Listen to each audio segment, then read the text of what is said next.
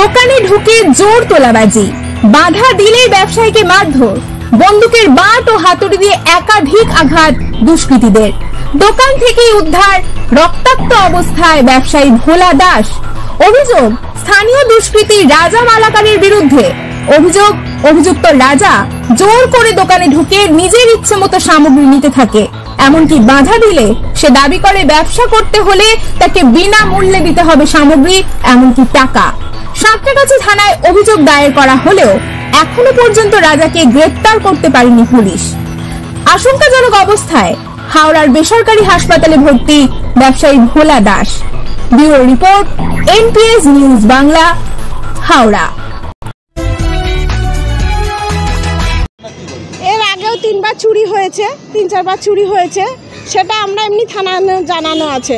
আজকে দোকান ফাঁকা দেখেছে, ও যে করেছে জিনিসটা সে পাড়ারই, সে লক্ষ্য করেছে আজকে দোকানে মাল তুলেছে।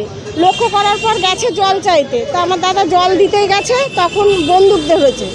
বন্দুকটা ধরার পর তখন করেছে, বন্দুকটা ধরার পর অবাক হয়ে গেছে, মাথাটা নিচুই ছিল, তারপরে পাশে হাতুড়ি ছিল, হাতুড়ি দিয়ে অনবরত মানে থেতু হয়ে গেছে মাথাটা, এমন পরিস্থিতি। বহুবার মানে আঘাত করেছে বহুবার। তারপরে তো আমরা থানায় গেছি, প্রাথমিক হসপিটালে ট্রিটমেন্ট করে এখন এখানে ভর্তি আছে। ওখানে পুরো লুটিয়ে পড়েছিল, এত রক্ত বেরিয়েছে, লুটিয়ে পড়েছিল। তারপরে নিয়ে এসছি, এখন সিটি স্ক্যান হবে, চিকিৎসা চলছে। অবস্থা এমনিতেই তো উনি অসুস্থ, সুগার কিডনি পেশেন্ট, খুবই অসুস্থ। চুরি ওই ছেলেটা এমনি চুরি, ওইভাবেই ওর দিন কাটে, চুরি 2 দিন ছাড়া থানায় যায়। না এমনি মানে কি বলবো, চোর টাইপের যে ছেলে। 2 দিন রাজা অসীম মালাকার, ভালো নাম রাজা। ও 2 দিন ছাড়া থানায় যায়, আবার আসে, রেমন গেটে আড্ডা, মদ গাঁজা খায়। ওদের একটা গ্যাং আছে। যিনি আহত হয়েছে ওনার নাম ভোলা দাস। উনি জিজ্ঞেস করে দেখবেন, রেমন গেটে, সাঁতরাগাছি রেমন কারখানার কাছে।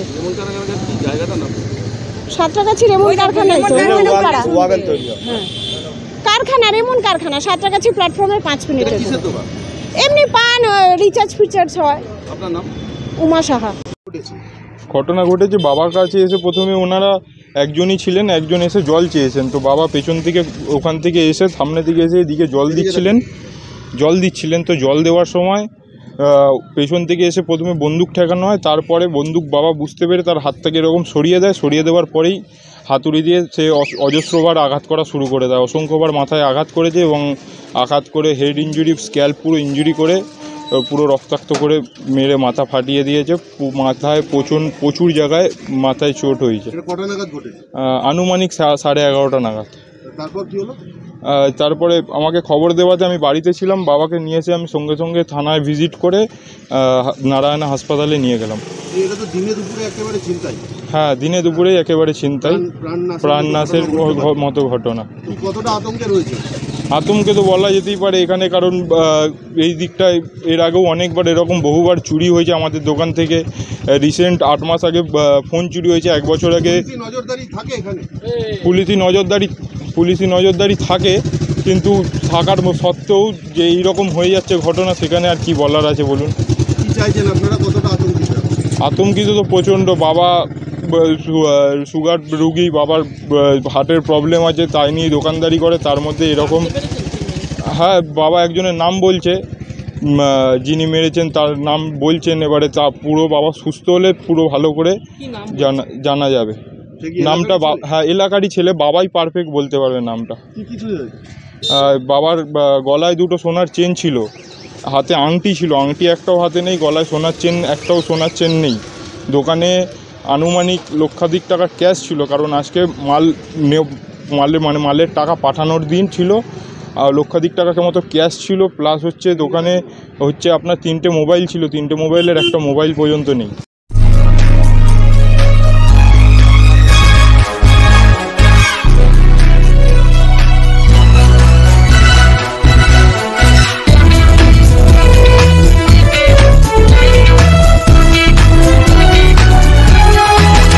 আপনারা দেখছেন এনপিএস নিউজ, সবার সাথে সবার মাঝে।